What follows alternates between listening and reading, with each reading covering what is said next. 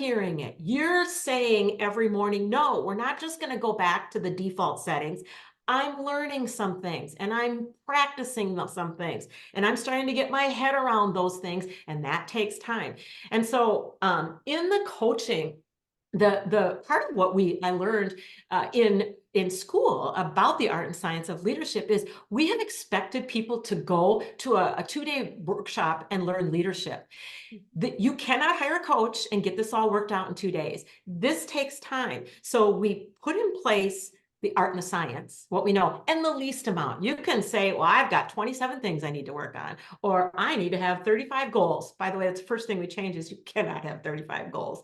You may have that on paper, but you're not working toward 35 goals. But then also in the way that we approach this, build and start somewhere. And then, so it's kind of like a cadence of learn the knowledge, update the database, and start to insist that the brain is being led by you on some of these things. And then put the systems and processes in place and get people to start to follow those. Practice. So now I'm teaching, you're learning as the leader, and the team is learning. And we do a lot of things around styles, take assessments, but we never do a case study. We always work with the actual work they're doing.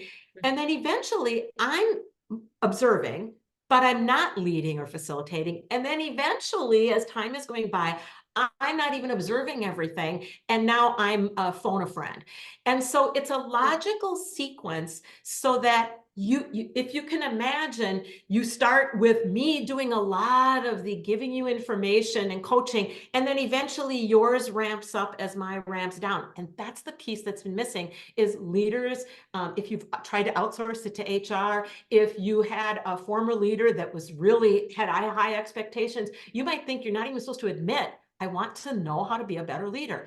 We're saying, okay, let's talk in the background. You do want to be a better leader, and here's how I can help you. And everything you do, think of it as making the world a better place for about 500 people. Let's say you have 6 team members. Each of those team members has a world of 5 to 15 people that it matters how it goes when they go to work. You do that work as a leader to grow your own leadership and develop a team that is cohesive and performs well together.